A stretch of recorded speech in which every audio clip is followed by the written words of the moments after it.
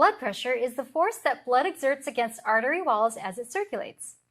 This pressure varies as the heart contracts and relaxes during a heartbeat. In this video, we'll look at how to use Pasco's wireless blood pressure sensor to quickly and easily measure both systolic and diastolic arterial blood pressure, as well as heart rate or pulse. We'll also relate sensor data to human physiology. The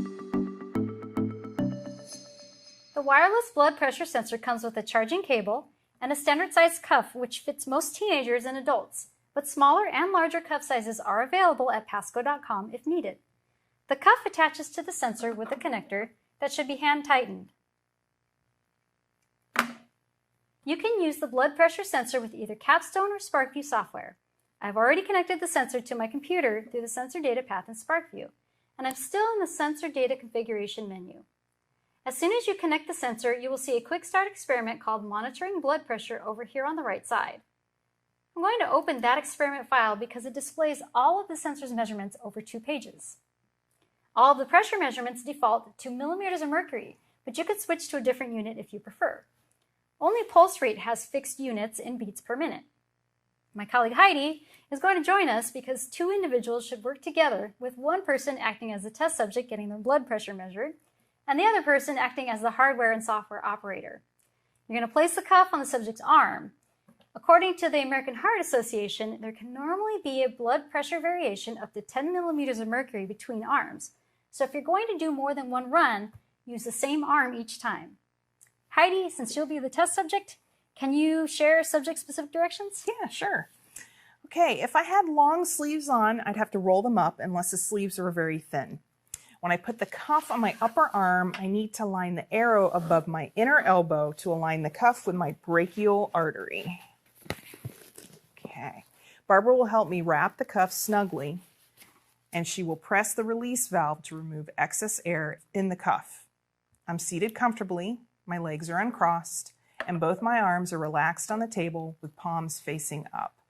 I'm going to stay relaxed and remain as still as possible during data collection without talking, and I'll avoid looking at the data display. All right, I'm ready. Okay, I'm just going to get started in 1 minute. Let me just explain what's going to happen. I'm going to inflate the cuff, and when I get enough air in there, the brachial artery will become compressed against the humerus, and this will temporarily stop blood flow. The cuff will slowly and automatically release air pressure through this valve, and we'll be able to see the cuff pressure at which blood flow noticeably returns in the graph. The operator will start collecting data, then rapidly squeeze the bulb until pressure reaches about 170 millimeters of mercury. But be careful to not go over 200 millimeters of mercury. Here we go.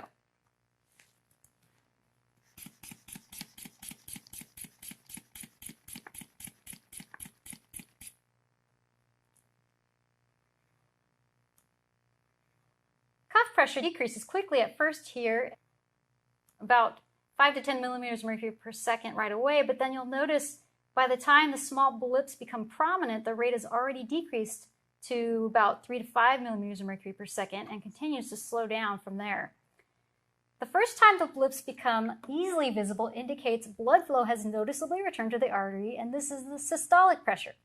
Systolic pressure is the maximum pressure blood exerts on the arterial walls when it leaves the ventricles at the peak of ventricular contraction, when the heart is emptying its chambers of blood. It's also the top number of the blood pressure ratio. Then after a while, the blips smooth out, as you can see here. When the cuff pressure is decreased enough to no longer restrict arterial blood flow, the diastolic pressure has been reached, and you can stop collecting data once the diastolic pressure has appeared. Then push the valve to let all the air out of the cuff. Thanks, Heidi, we're done with that. Take that off. Diastolic pressure occurs when the ventricles relax and the heart's chambers refill with blood. It is the bottom number of the blood pressure ratio. Now that we have both systolic and diastolic pressure, we can report Heidi's blood pressure as the ratio of systolic pressure to diastolic. Heidi's blood pressure is 148/90. A little stressful A little there? stressed, I guess. Yeah. So on the next page of the data display, the estimated pulse rate in beats per minute is displayed alongside mean arterial pressure, or MAP.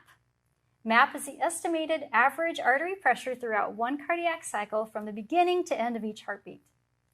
If the blood pressure cuff is properly positioned and the sensor is measuring pressure, but you don't see a systolic or diastolic pressure within 1 minute of data collection, or the systolic blips are not obvious on your graph, you may need to adjust the pressure release valve on the cuff to get a more suitable rate during data collection.